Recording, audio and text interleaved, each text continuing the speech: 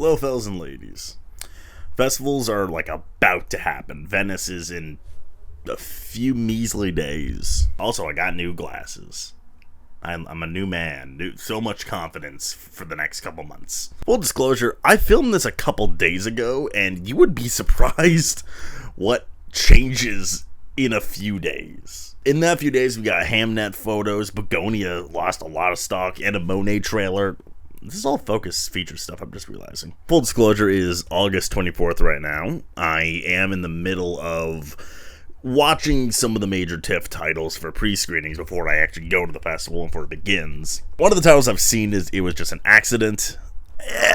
I'm trying to, go at it from a, perspective of, this is the last things we know before the festivals begin, before I start seeing this stuff, but I've already seen one of them. I'm filming this before I see Sentimental Value. I tried to film this before I saw anything, but timing just didn't work out. By the time this is out, I definitely have seen Sentimental Value and Secret Agent. Stuff to keep in mind, I'm not going to edit any of my predictions based on that, based on stuff I've seen, but It Was Just an Accident is probably an exception. I don't know, I feel like I'm rambling.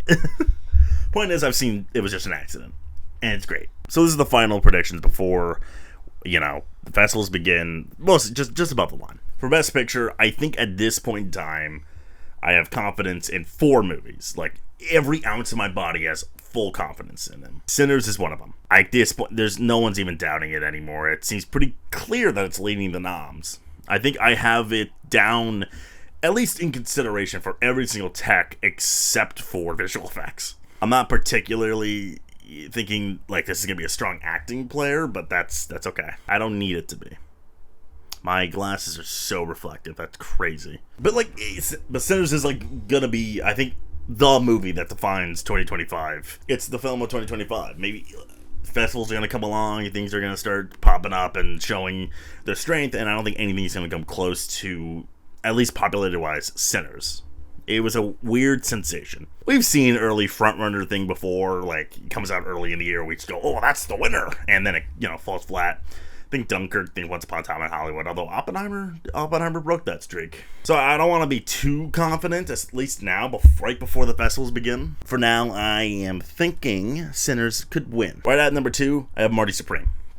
Seems to be skipping the festivals entirely, which, yeah, that's fine. If it's skipping on the fest, I don't really care. It's probably a good reason. Maybe it's not done. Maybe A24 doesn't want to draw attention away from the Smashing Machine, the other Safdie brothers movie that's coming out right as the festivals are ending. That trailer came out, and I was like, oh, as confident as I can be for a movie that hasn't been seen yet. It looks like an Oscar bait movie. It's not going to be, but it looks like it is.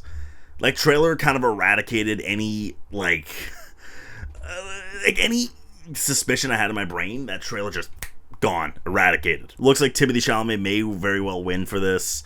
It looks big. It looks Safdie got a big old bucket of cash to make this movie. A24 is gonna go hard for it. We can tell. Might even make a lot of money. Likely be just when it comes out, so beloved. It'll premiere. We know damn well the Globes and CCA are probably gonna go out for it, and then from there, that's a domino effect.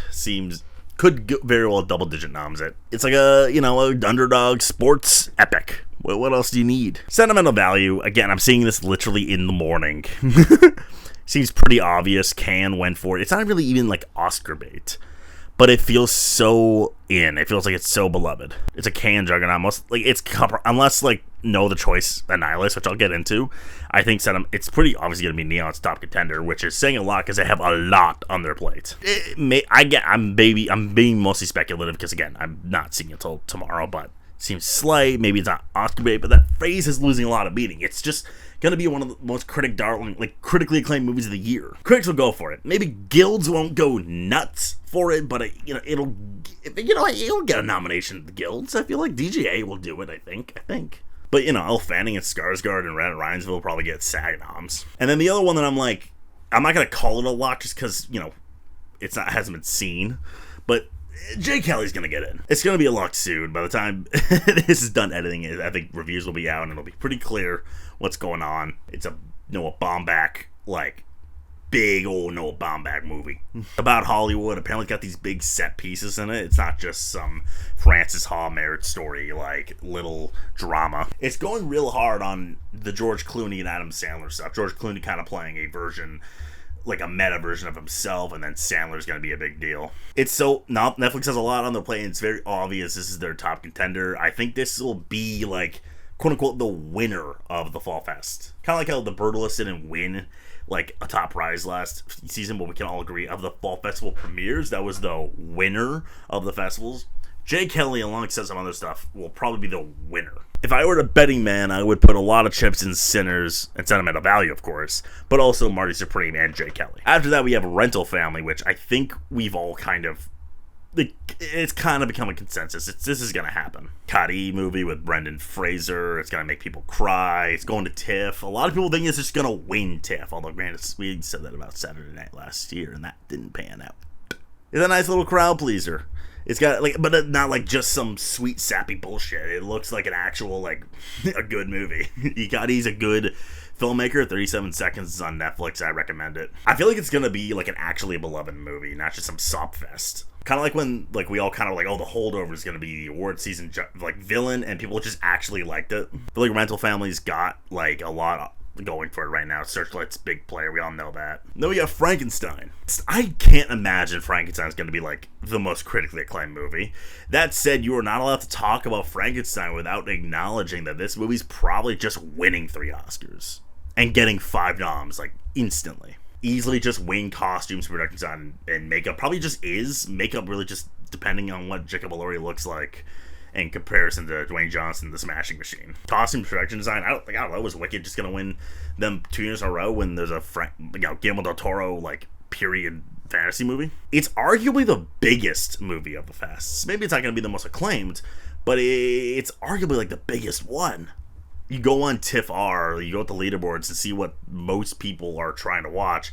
Frankenstein has the lead by a considerable margin over, like, No Other Choice and Wake Up Dead Man. I feel like Del Toro just has so much respect that, like, I don't think the monster movie of it all is going to really be that much of an impact. It's just so well-liked and so buzzy that it's just going to happen. Now, let's talk about one battle after another briefly, because I feel like I've made this point a bunch of times and I'm still not over it. I will doubt a Paul Thomas Anderson movie when I have an actual reason to. Not weird shit that y'all are just throwing out there. It's Paul Thomas Anderson. It might just win adapted screenplay. PT makes sense. This idea that it's bombing, I think it'll do, I don't know if it'll make its budget back.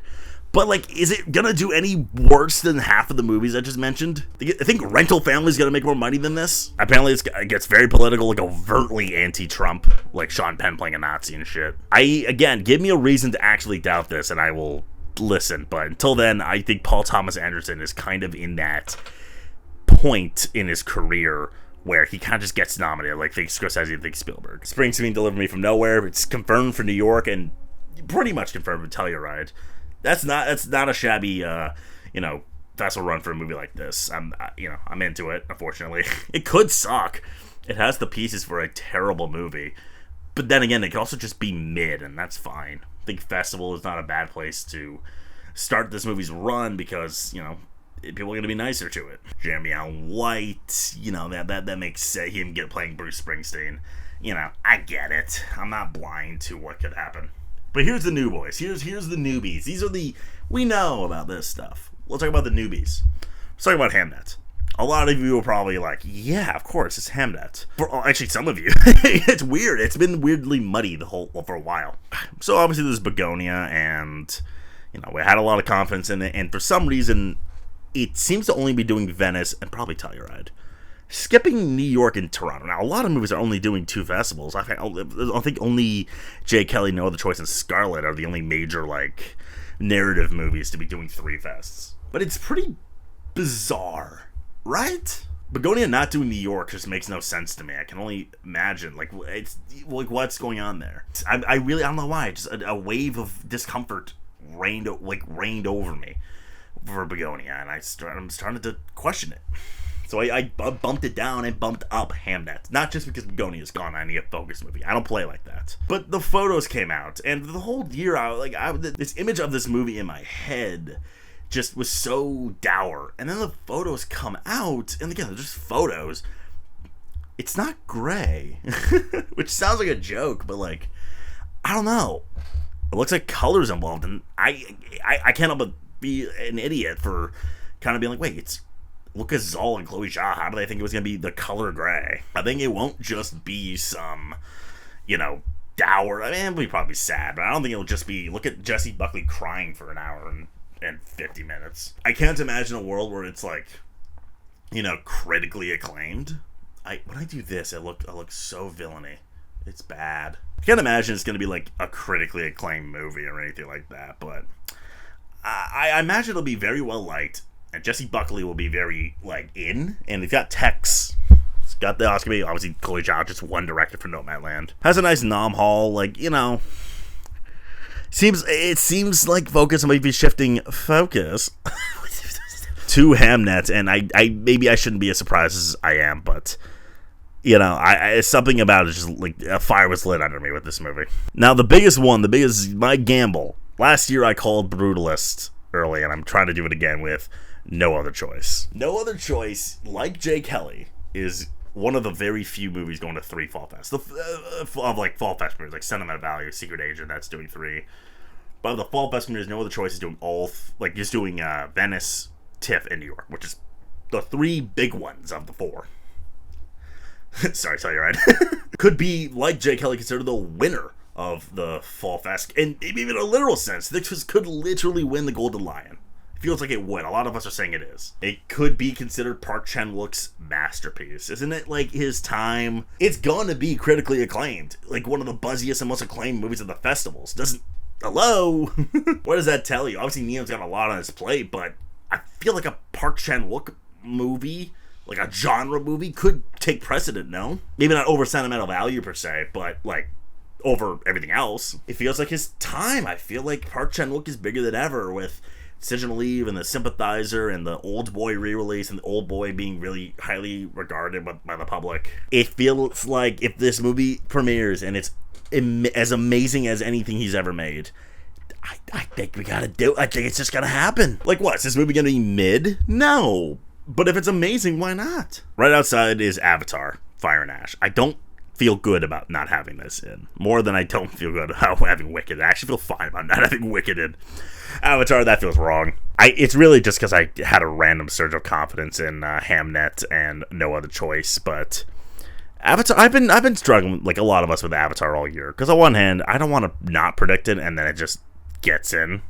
Because, of course, it's going to be coming out around when voting is beginning. Globes might do it. Critics' Choice might do it. It's going to start off on a good foot. PGA is probably going to do it. I still stand by that hype. It's just going to be, much smaller this time around. It's not going to be the Avatar's back thing, with Way of Water. Because there's a much smaller gap. And I don't really know if it's going to get much, nominations that, Way of Water didn't get. Would this one get cinematography?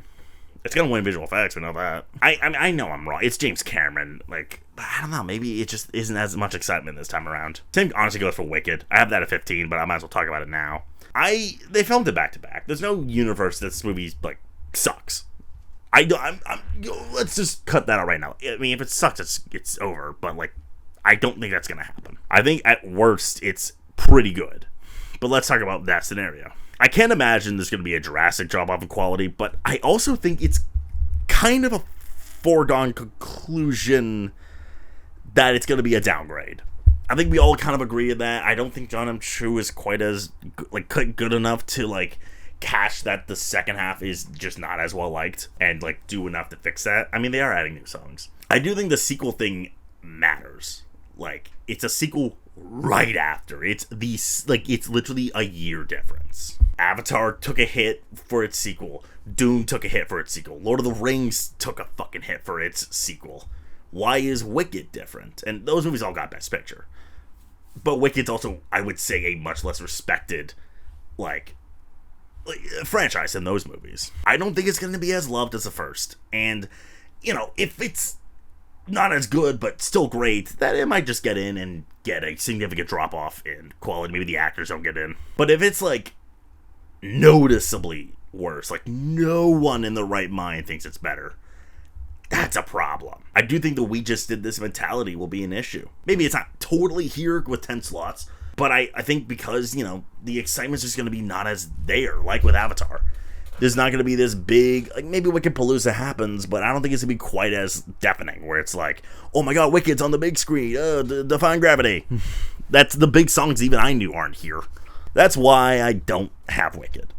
I think it's just not going to be as well liked, or even worse, it's not going to be as exciting, because that's what drove Wicked in the first place. We'll talk about the Cannes titles. I'm going to start with The Secret Agent, because I was really confident in it, and I've since dropped it out. I have it at 13. I don't think it's impossible. I still think Wagamora will draw this movie in more than anything. I could see critics going harder for this than, maybe even it was just an accident. But I have heard it's a little slow, yada yada yada. That's all this is survival will drive my car. But Neon's got their fucking hands full. And other than the fact that Wagamora is probably going to get a pretty good push, I don't have much reason to believe that this is going to take priority. Although I do stand by that right before the Palme d'Or, like up to the awards at Cannes, Secret Agent was definitely the Neon title with the most buzz outside of sentimental value. It was just an accident. It's going to go into the festivals with more buzz, but what will it do it leaving it? I don't know.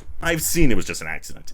It's amazing. I think it is incredible. It won the Palme d'Or. Again, that is a jury prize, but what it does do is it gives this movie a bigger audience. It's a lot more legitimate than it would have been without it. I don't know if it'll be everyone's favorite movie of the year, but it will definitely be one of them, and that could be enough. Me seeing it and loving it, it didn't really change an opinion. I didn't watch and go, definitely. But, Panahi, it could be his moment. I get it. If I'm right about no other choice, then I think it's kaputs. And obviously, Iran's never going to submit this movie. So, its nom haul is pretty weak. Secret Agent has that extra actor thing, at least. But I'm definitely not over it. It was just an accident. I think it's incredible. Got some speculation going. The Wizard of the Kremlin is a movie that I'm really interested in. This anti-Putin film directed by Olivier Assayas. He's not an Academy-friendly filmmaker, and he's a little hit or miss. But apparently the book is incredible, and the key thing here is, it could be a pretty big major title at the fest. That's a key thing to always look out for. Is this movie gonna catch a wave at the festivals? And that typically catches on. But the biggest thing is its acting. Jude Law is playing Vladimir Putin in a supporting role. Paul Dano, I believe, is playing a filmmaker. Also has Alicia Vikander in it. I think Jeffrey Wright's in it. I may be wrong about that. But I think Jude Law, especially, could really, boost this film's award prestige. And then maybe Paul Dano can join along, because I feel like he's going to be great, too. Maybe just not as showy as, the motherfucker playing Vladimir Putin. I'm interested in this one. I can see this one being really buzzy. Maybe there's a screenplay contender in there. Maybe some, some design nominations. Makeup I think could end with that picture because of, Jude Law. After The Hunt, something's off. Luca Guadagnino's in the movie, stack cast. Julia Roberts, Iowa DeBerry, Andrew Garfield all going for nominations. The acting could definitely propel this movie. Same with screenplay to an extent. Could be very well received. I could see that, but not as passionate at base as Guadagnino's other stuff. That's the vibe I'm getting.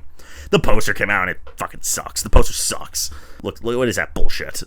But I don't know. I've seen where the Wicked posters are horrendous, and I have this a lot lower than that. I'm still hyped, but I'd be lying if I said the vibe is a little off. The trailer even gave me a little bit of okay, I'm still hyped. I'm still interested to see what Luca's got, but something's weird here. I hope it's not the Fall Fest loser or the dud, because it's Guadagnino. But my thing is, there's no path where this movie gets, more hype than Challengers or even Queer. And look how those turned out. Maybe it's a little more accessible, but I don't know. Anemone. Man, is it Anemone? Anemone, I think is what it's called. Trailer came out and I was like, oh shit. Oh, little Day-Lewis got some gas in him. Looks a lot more epic, a lot more visually pleasing than I thought it was going to be. I threw Daniel Day-Lewis in there. I'll go deeper when I get to actor, but oh my god, I threw him in. I whipped him in there even. He said, ow. Looked much grander than I was suspecting. I can't imagine it is so good that it gets picture. But I think the acting of Daniel Day-Lewis for sure, but also Sean Bean could lift this movie up a little bit. Premiering in New York, which is interesting. It's like premiering and then coming out like a few days later. I will keep an eye on it, but I don't know. Testament of Van Lee, I can't help but think it would be too perfect of a comparison to Brutalist. We're only considering this movie because of The Brutalist. I mean, it's got some stuff, tax and acting, especially Cypher. If this movie gets in, I think Amanda Seyfried would win. It is going to TIFF and Venice, both playing on 70mm. There's an obvious haul here, but I think that this movie isn't quite as like. Is this movie going to be considered a masterpiece, or is many people going to make the Brutalist connection that we know about? I mean, maybe Brady Corbet's name on the writing credit will help, but I don't know. If for some reason, like. I feel like it's not going to be incredible like The Brutalist. Like, it's not going to be these masterpiece claims. But maybe he doesn't need it. It's a musical. It's a biopic. Wake Up Dead Man feels more different than the other films. Like, the vibe is like, I feel like Rian Johnson's doing something different with these Knives Out movies, and this one feels a little more interesting. I can see this movie being, like, the best one. That's a high bar because people love the first one. We all know it's against screenplay. We know that. The Knives Out films are very respected, and I feel like at some point one of these movies are going beyond like the screenplay. If it's considered easily the best, I think it would happen. Although Netflix is very stacked. I think Frankenstein would have to like be so obviously just text. I will say I didn't read the full article because I'm seeing it very soon. I want to, keep myself blind.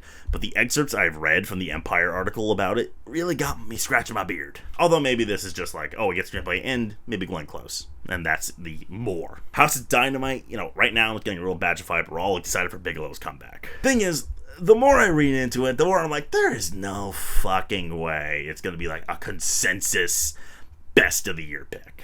Maybe it's like Oscar bait, but like, is it really? This guy, I get it. It's got like the cast and the director and maybe even the story. I don't know. I don't know. I just can't help. I can't imagine House of Dynamite reviews come out and it's just like, wow. Not to be weird. I'm getting weird September 5 vibes from this movie. If it was, good and, had an audience. Smashing Machine. Dwayne Johnson is going to be such an elephant in the room for this movie. Like, he is going to be so annoying. Feels like it, it might be too weird, but it's at least, worst day it's getting makeup. Could even win that. And if Dwayne Johnson becomes undeniable, I don't know if the movie needs to come along with him, to be honest. Nouvelle Vague, I don't want to throw it away just yet. The reviews aren't amazing, but it's still a Richard Linklater movie about Jean-Luc Godard. But, Netflix ain't prioritizing this. I'm going to zoom through the rest of these just because I don't have that much confidence in a lot of these. Although I guess I could talk a little bit about weapons. I will say Amy Madigan, maybe. Maybe. I'll talk about her later, but maybe. Otherwise, I don't see this being, I don't really care. Genre aside, let's put the genre aside for a second, because I think people are embracing it in spite of that. As much as people like this movie, in the moment, I don't see this being a clear top 10 consensus movie. It's a big deal at the moment, but I don't see this being such a force of nature when we get to the end of the year. I think, again, people like it a lot right now, but I think once the dust settles, I don't know, are people going to say this is their favorite movie of the year? Not a lot. Maybe not nobody, but not a lot either. I wouldn't take this movie too seriously. I guess I can consider it a little bit, but I feel like the second I do my next one, it's going to be long gone, except for maybe supporting actress. Hedda, man, the trailer's really good. It looks like a lot of fun. The Prime seems to be dumping it, which is lame. Late Fame, I think its fest run is weird. Playing in this weird non-section in Venice and then going to New York. It's maybe not going to be as buzzy as I hoped, but hey, Defoe can still get some hype. Set Out, seeing it this week. I'm really excited, but it seems like it'll be one of the best of the year, but not going to happen. Battle of a Small Player, the trailer's very interesting. Colin Farrell looks like he could be a real, animal, but it's weird because I think it looks good. I think it looks great. I'm actually excited to see this, but I can also see it sucking. It's going to be terrible. It's going to be a huge misfire. It looks like it's steering away from the book, although maybe they're trying to make it look a little more presentable. Stylistically, it looks pretty wild, but it might not be amazing. I can't see it being so good that, Netflix boosts it up. I can still say Farrell might get in, though. Is This Thing On is premiering in New York because it wasn't ready for the other fests. And we now know it's coming out in December. It's Bradley Cooper's new movie. Seems like light work in comparison to his big stuff. I'm much more excited for this than because I hated Maestro, and I'm liking that he's dialing it back with Will Arnett. It doesn't look like it. The Running Man, it's got good social material, but it looks like Edgar is leaning into the action and the comedy a little bit. I think it'll be very beloved when it comes out, but not like so strong that like it just forces itself in. Ella McKay, oof, dang it. That trailer is a lot less political than I thought.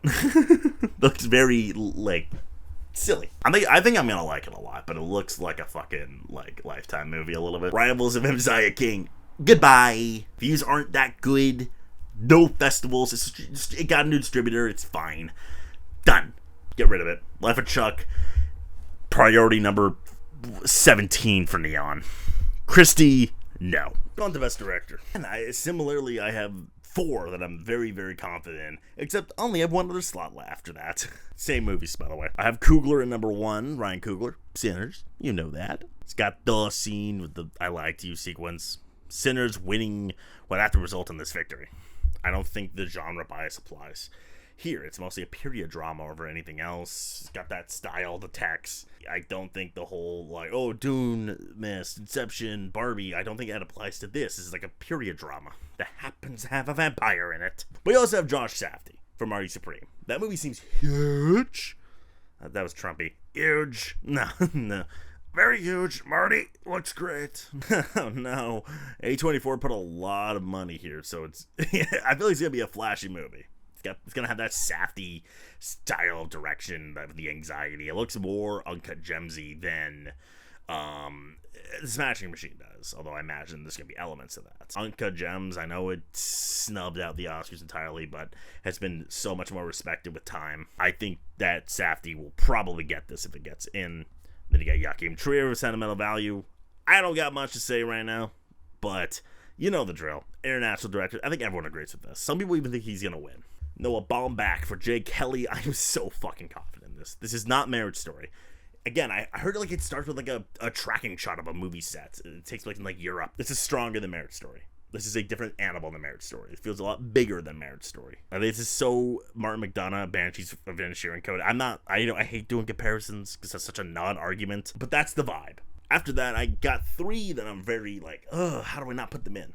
One of them being Chloe Zhao for Hamnet. It's not like lost on me that I have no women in this lineup, and I don't love that. The movie seems to have a lot of attention to detail, plus, you know, likely get a lot of like those design nominations and like a lot, you know, it's a lot of set pieces going on. Maybe not set pieces, but like a lot of choreography.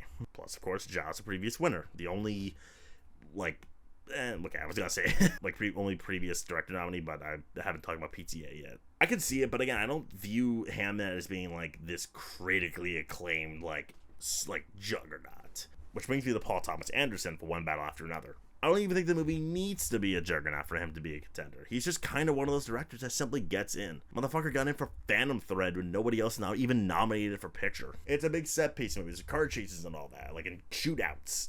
Directed by, you know, Paul Thomas Anderson. I should realistically have him in, but I landed on Park Chan-wook. Because I think if no other choice gets in, it's gonna keep going on with this, it's his moment kind of thing. Him being an international director helps, but him being a name international director and a fucking madman, it'd probably be super flashily directed. And I think No Other Choice, if I'm right, and it's this acclaimed movie that I think it's gonna be, I think he comes along. I think I have No Other Choice at 8 right now. It might go up, honestly. After that, I think Jafar Panahi and Cleva Mendoka Filho are in a very similar position. Jafar Panahi a little bit stronger though. If those movies get into picture, just fucking throw him in director, right? It was just an act that has a lot of long takes. I think Panahi's very respected. I think, you know, you put it in picture, done. No picture, bye. Hikari for Lentil Family. The trailer doesn't seem like that kind of beast. DGA might do it, Globes might do it. Otherwise, it doesn't seem like that kind of movie. Although she has a little more of a directorial touch than meets the eye. But this trailer's not really showing me that. Otherwise, Del Toro for Frankenstein. I don't think the Branch would do this. I don't know if the Branch would love that he's doing a Frankenstein remake. If it wasn't Del Toro, I wouldn't really consider it. Let's put it like this: Yorgos Lanthimos for Begonia. If it's in picture, it's worth a conversation. Doesn't seem quite as loud as Poor Things Are the Favorite in terms of style, but it looks like there's a clear style here. Cinematography looks fantastic, though. Guadagnino for After the Hunt. He needs a nom, but I don't, you know, the movie's scaring me. I don't know if I like the look of this movie, to be honest, but yeah, a lot of these are wait and see movies. Not a fast forward Testament of Van Lee. If that got into picture, that would happen. Musical biopic, like period movie. It's got to be like filmed on VistaVision, I believe. Is it filmed on VistaVision? I'll check while I'm editing. Again, if it's in picture, I feel like it's enough course. Unlike James Cameron, he did it for Way of Water. I don't know why this would happen, and this is kind of the studio genre movie like type of thing that misses nowadays, not Sinners. Benny Safdie, apparently the direction is actually pretty interesting. Has a bit of a like documentary style to it. And we need to get a picture for that. Is there a world where the Smashing Machine is just incredible and it becomes a picture lock? Maybe alongside Marty Supreme? That'd be cool. Two Safdies? Scott Cooper? I don't care that Mangold got in. This is not a new thing. Springsteen Delivered Me From Nowhere looks very, bland. So did Complete Unknown. Complete Unknown was fucking bland, but I'm not... James Mangold was a little more, in the fucking field. I don't think this is just gonna happen every time. Olivia Sayas, if Wizard of the Crumb was a picture, maybe. Bigelow, she's a previous winner, but this one feels a little smaller. Ryan Johnson, Richard Linklater, I will say Oda Berger. I know there's an instinct to be like, well, the director's branch hates him. I will say that Ballad of a Small Player looks a little more stylistically interesting than Conclave or All Quiet did. Those movies are very good, but I also think they're stylistically kind of vacant. If this movie gets in, I think this will be his best shot, but I don't think the movie's happening. Jeonnam Chu, I don't care that he won the Critics' Choice. Fucking never. Let's go on to Best Actress, and I gotta be honest, it's getting pretty bare. There's not a lot of things left to do here. I have Julia Roberts still number one for After the Hunt. I like the vibe of it. It's got Renee Zellweger vibes. This comeback-ish thing. Obviously, she's not playing Judy Garland, but whatever. I'm getting a little shaky on this, but I still think she'll be a force of nature in this movie. A very strong player. Maybe she'll get the nomination without the movie. Maybe not, to be honest, though. If I catch wind that this movie's kind of weak, I'm gonna pull her. And Renata Reinsva is just getting in whether or not she wins. I don't know, there's a vibe right now that maybe she wouldn't win. I don't know if that's the kind of movie sentimental value is. More her performance. I think the movie is acting. I'll get to that. But she'll get in. She's so talented. There's also Jessie Buckley, who I could see win. I think it's a little too easy for me to put her at number one as, the grieving bombs, and be crying the whole movie. But, playing Agnes Shakespeare, Jessie Buckley's very talented. So I'm very excited to see this performance. Hopefully she's not just crying the whole time, though. I think Chloe Zhao's too smart and, interesting as a filmmaker to just have a movie where someone's just crying the whole movie. So I think Buckley will have some levels to her performance. And nonetheless, I think she's getting in. Even if the movie falls flat, I think she'd be a contender to get in. I do have Amanda Seyfried in. If it's in picture, she could win. Musical. Being whack. I mean, we saw what Fastfold and Corbet could write for a lead performance for Agent Brody, and look how that turned out. I have her in, even though I don't have the movie in picture, because I think she's going to be wacky. Apparently, Ann Lee in real life was very charismatic. I think that makes sense, and to be honest, there's not a lot of options. I have Cynthia Erivo in, even though I don't have Wicked in picture. Unlike Ariana Grande, I think Cynthia Erivo will actually be able to dissociate from her performance in the first one enough to get away with that whole, we just did this thing. Then again, Ian McKellen didn't even double up for Lord of the Rings. So that's a problem. She's never going to win. Don't even try that on me, but she's going to do enough, I think. I think she'll have her moments. Honestly, the only other person I'm really yeah, that's gonna happen, I feel like, is Rose Byrne. Could easily just be a massive push that goes nowhere or becomes too big to ignore. She seems awesome, and there's not much left to deal with.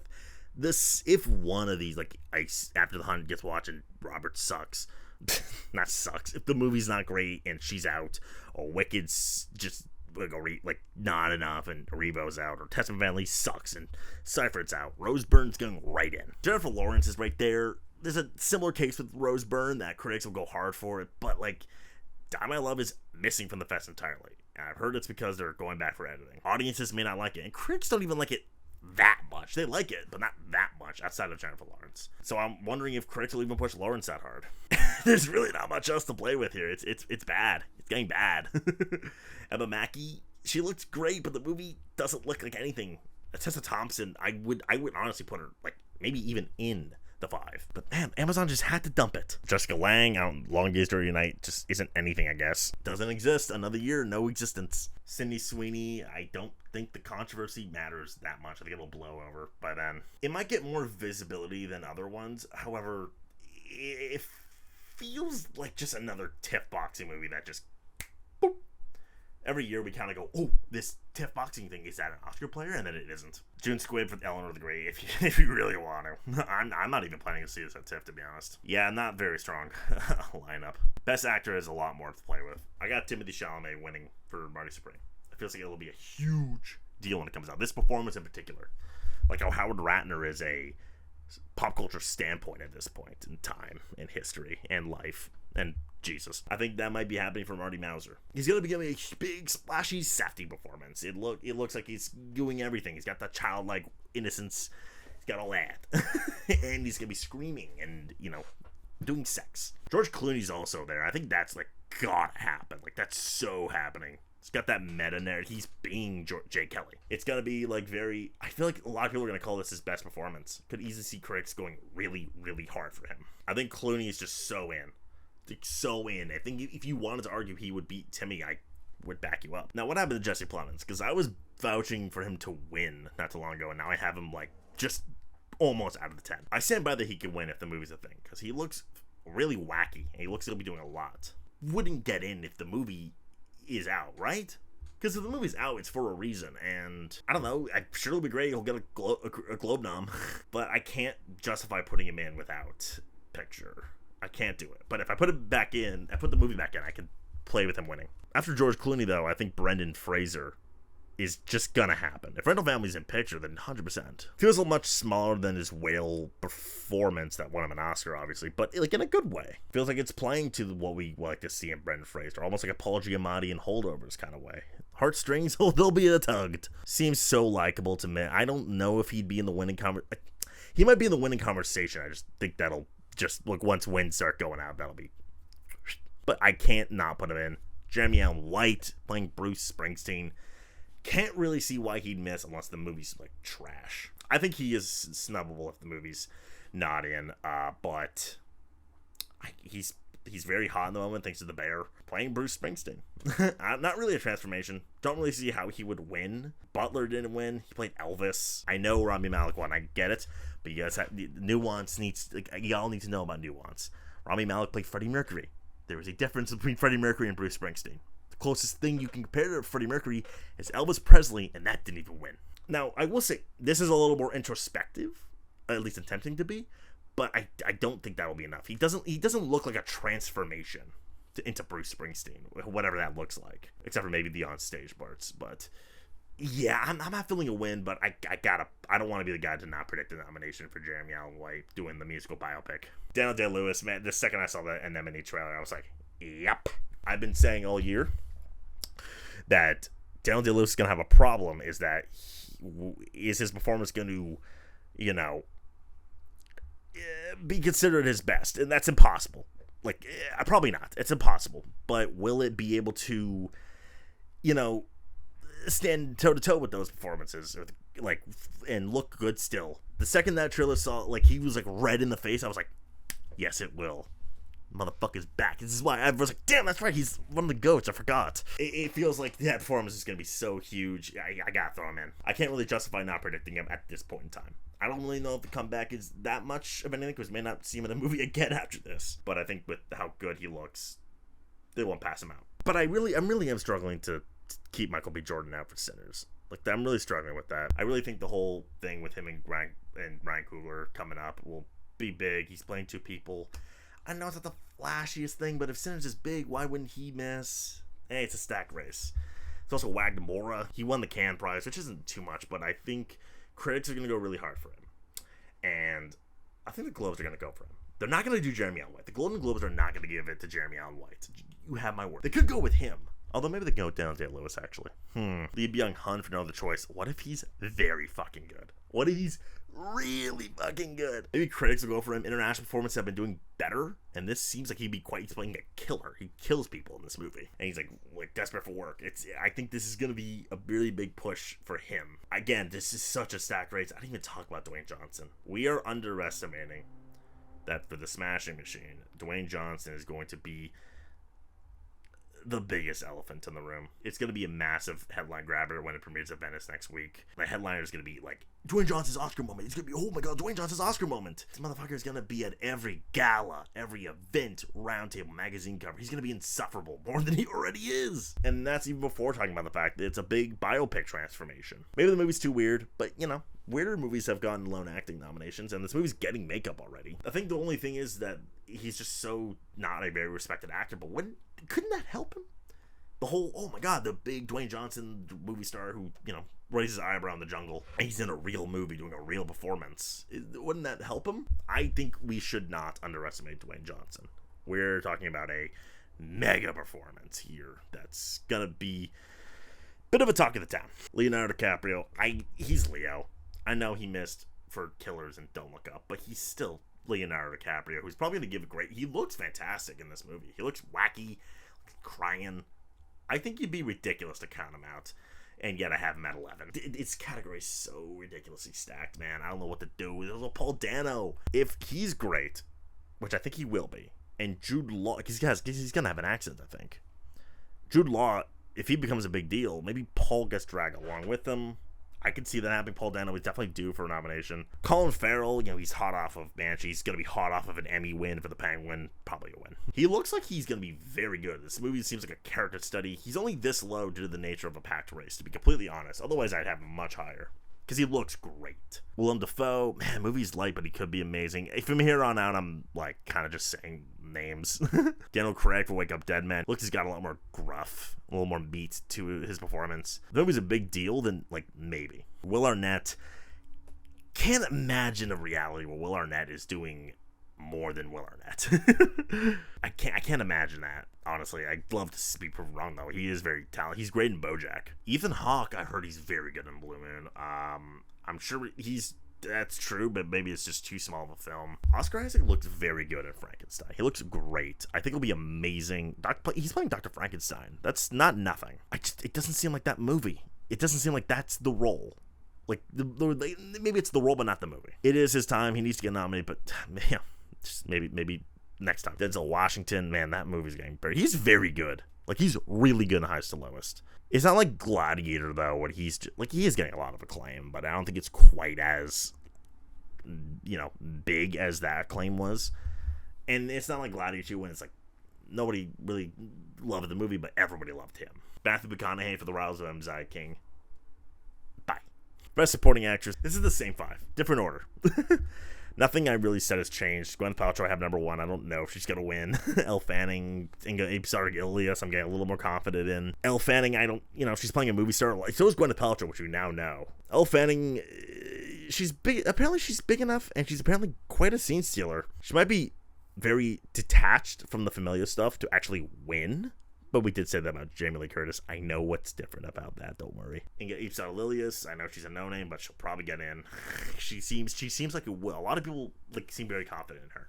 Iowa Berry. Man, if that movie sinks, I don't know. It's gonna be tough, but I still have confidence in her. Nothing I really feel is different from the other 4. Laura Dern, I've definitely dropped to 5 though. Much less confident in this now. Feels really like the Clooney-Sandler show. Trailer, the marketing, the Vanity Fair article has really all been about George Clooney and Adam Sandler. Maybe she's just enough. She is Laura Dern. It's hard to tell since she's playing like the assistant. That's not compelling. This isn't a very stacked race, to be honest. There's a lot of options, but nothing's really grabbing me. There is Glenn Close, which is the only one I feel like could win, even though I don't even have her nominated. If anyone can be the first one to get a nom for a Knives Out movie, that's like not Daniel Craig, could be her. She feels like she'll have a lot to do. She, I don't really know what her role is, but she seems big. I can buy it if maybe she can garner genuine win buzz. I feel like that's going to happen no matter what, whether or not it actually manifests. People are going to go, wait, what in Ariana Grande? Why do I have Cynthia Erivo but not Ariana Grande? Why, you might be asking. Could easily happen. But I feel like the we just did this thing that I keep talking about will be really worse for her. The whole ditzy thing will be like probably that thing will wear off. Like the whoa of it all. Like, whoa, Grande can act and she's really funny. I think that's gonna wear off. Maybe I'm wrong, but I maybe she'll have the emotional moments, but I think Like Arrivo was pretty uncharacter. Like, she didn't have a lot of character in the first movie, and I think this one will kind of shift that. Whereas I think this one, she'll probably still just be the idiot. I mean, we literally see that her character remains an idiot, like in the first movie. Tiana Taylor, honestly, just waiting to see if she does enough. Trailer suggests that she does, but the tests seem to suggest that she doesn't. I don't know. I like Tiana Taylor a lot, so I'm hopeful. We have Mari Yamamoto for Rental Family. She feels like a big part of the movie. She plays like the wife. Perhaps Brendan Fraser and Akira Imoto take center stage to, like, you know, maybe take away from her. But I feel like she'll have her emotional beats enough, maybe even enough. But you know, I don't know. The vibe's not feeling her at the moment. Like, how many? Well, maybe 3 for Rental Family doesn't make. Like, it makes some sense, I guess. I don't know. I'll feel it out. I'm seeing the movie at TIFF, so we'll see. Thomas and Mackenzie, I think if, you know, the movie's in or Amanda Seyfried's so strong she pulls someone in, it would be her. I've always felt that Thomas and Mackenzie was the right role away from getting in. Maybe this is the one. I will wait. I actually don't even know who she's playing. I've heard from enough directions that Emma Stone is supporting for Begonia, so I'm going to act on that. Begonia's out. Bye. Bye-bye. Clemens might really overshadow her, but if she's in supporting, I feel like she'll do enough. She'll definitely get. I feel like Yorgos will give her enough. I think if they're collaborating, she's gonna get some stuff to play with. Even if I think Clemens will be the star. I'm seeing a lot of people put Emily Blunt in for the Smashing Machine, but not Dwayne Johnson. Anyone even floating that, even considering that option? The fuck is wrong with you? You all just need a grasp. You think she's gonna, like, the movie's gonna be embraced enough to put her in, but not the biggest movie star on the planet doing a full body transformation? Hello? It's like nominating Jeremy Strong but not Jeremy Allen White. I think she's impossible without Dwayne Johnson, and if he's strong, I don't even think the movie needs to happen for her to, like, get pulled along with Dwayne Johnson. Rebecca Ferguson, she's gotta get a nom soon. And Bigelow gets her actors in. I just kind of need to see what the movie is. I don't know if Sinners needs a supporting actress nomination, but if it were to do that, I think Wunmi Mosaku is the answer. I think she'll get a nomination or so, a couple mentions. I don't think it's going to be Haley Steinfeld. I don't care if she beat Wunmi at the HCA. I don't care that she got an Oscar nomination for True Grit when she was a child. It would be Wunmi Mosaku. CCA is just going to do it, too. I just know it. Bradley Keough for Jay Kelly. She's great, maybe. Jennifer Lopez, I'm not doing the thing where I'm going to predict her till she gets, you know, revenge for Hustlers. Kiss of the Spider Woman feels so much like a goose egg. It's skipping the fests for some reason. Why would they do that? But if they're trying to angle her for an awards campaign, why would they skip the festivals? Jamie Lee Curtis for Ella McKay. If she's great, perhaps, but I don't think Jamie Lee Curtis is just a contender every time now. And before I go on to supporting actor, let's talk about Amy Madigan for Weapons. I made my piece about Weapons. I don't think it's going to be anything outside of her, but I think she's got the passion. That's clear as day to me. The critics will pull her, will do their best to do something with her. I think she's got so much passion. She has a performance that I think the genre won't really matter. Think Angela Bassett without the winning buzz. I'm not as opposed to it as I thought I would be. It's clearly there. I see people really raving this performance, so I'm willing and ready to really seriously consider her once the festivals are over and I get a better, you know, taste of the field. But for now, I'm gonna keep her out because I don't want to do something rash. For supporting actor, not a lot has changed. I think Sandler and Skarsgård are still duking it out. I think Sandler has a lot of goodwill with Jay Kelly and just in general as an actor after that Uncut Gem snub to really train to a win. I think he's getting the nom pretty easily. I think we could honestly put that to rest at this rate. Skarsgård's in. He seems like he's got the performance and the movie's a big deal. He's like, you know, playing a Beatty role. But I think Sandler has a little bit, like, with all due respect, I mean, people like Skarsgård a lot, but Sandler, you know, he's very charming. They both have a very easy card to play. I think Sandler might be a little more fun. But either way, Sandler, Skarsgård, easy. They're in. I think Jude Law is still going to get in for the Woods of the Kremlin. He's playing Vladimir Putin. I think that's going to be a pretty big, like a Sebastian Stan got in for playing Donald Trump. I think the movie will pick up enough hype that at the very least he can get enough buzz to get in. I think that makes a lot of sense. Akira Imoto for Rental Family, though, feels like the guy for this movie, for supporting actor. The trailer hinted at an Oscar scene with Brendan Fraser, and I was like, there it is. You know, he's the grandfather. He's got a cute little performance to nominate. Maybe he'll get some win buzz. Probably not gonna overpower Skarsgård or Sandler, but you know, it's there. And then we got Paul Mescal for Hamnet. I think I gotta put him in. It's like William Shakespeare, and and he's very well liked. He's already an Oscar nominee for After Sun. It's gonna be, I think Jesse Buckley's gonna take center stage, but he's certainly gonna have enough to sneak in himself. Maybe not be quite as in there, but Paul Mescal's William Shakespeare. Hello. I got Jeremy Strong for Springsteen right at the outset. Now the trailer's really, emphasizing him. He's got a credit in the trailer. He's very obviously respected. But are we sure it's him and not Stephen Graham? He's playing the manager, Jeremy Strong. Like, he might just be the emotional support and not really get his own stuff. It's really just all about Jeremy Allen White. Whereas Stephen Graham is playing the schizophrenic dad and like the subject of Nebraska. Maybe he's not in it a lot, but maybe he does just enough wacko shit to, ride the adolescence wave that he's currently on and sneak onto the Springsteen train. I'm not opposed to that.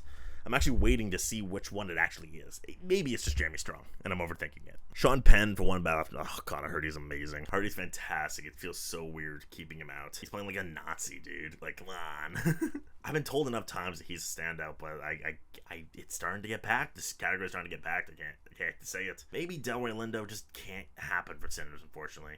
He's just not in it enough. Well, he's in it the whole movie. It's just, he makes such a strong impact in the beginning. He has the big lynching monologue. And then he just kind of becomes comic relief for the rest of the movie. He's still a standout nonetheless. Maybe he gets in off the film's hype, but I'm getting a little nervous. There's also still Miles Caton. He is, for a lot of people, the standout and probably the lead. But, like, it's his first movie. It's his first performance ever. He has the I Lied to You scene, which will help him out. Maybe get him a little critics mention or two. But a lot of his performance really is reliant on his, like, reaction and his silence. So I think he just can't do it. Sean Bean really skyrocketed up for me. I wasn't even, like, a factor for me until the trailer came out. He looks amazing. He's playing DDL's brother, who's, like, also mad. Like, going toe-to-toe with Daniel Day-Lewis. That's, like, with, that kind of confidence is not nothing. Playing a mad brother, Daniel Day-Lewis. I could see this being like his time. If Daniel Day-Lewis is strong, he pulls him with. I'm really not opposed to it. BAFTA's happening after, like, the nomination for BAFTA's happening after the Oscars, and BAFTA will probably just do Sean Bean. I don't know what's going to happen there, but time will tell. Andrew Garfield, he looks so good. But this category is so tough, and After the Hunt is, like, really losing it for me. So I can't fit him in. I just can't. Idris Elba for House Dynamite, exactly what I said about Rebecca Ferguson. If Sydney Sweeney's very good, she somehow pulls it off, I could see her pulling Ben Foster with her. He's going to be like the abusive boyfriend or the husband, I think. But I don't think that's going to happen. Aiden Delbis for Begonia, first time role. I'm I'm just mentioning him as a joke almost. We also got Jonathan Bailey for Wicked. He might get the SAG nom. I mean, maybe he doesn't. We'll see about the SAG nom, but he lacks the dancing through life scene, which was his scene in the play. Him not getting it for part one actually could help. There's no, we just did this for him. So that could be a good sign. But he just is never going to be considered better than Cynthia Ariana. He's always going to be third fiddle. He's well liked. He's a standout for a lot of people, but, like, it's always going to be the Cynthia and Ariana show. He's Jonathan. I don't really have much else to consider. I don't think Pattinson's doing anything for Die My Love. Josh O'Connor seems very well liked, and he seems like a pretty key player in Wake Up Dead Man. I think the movie needs to happen for Takahiro Hira for Rental Family. Seems like he's just kind of the manager role in a Kirei mode. Like, he's not part of the family or anything like that. And that's all I got. That's what I got to do today. Let's subscribe and share. See ya after the festivals, I think. Ciao.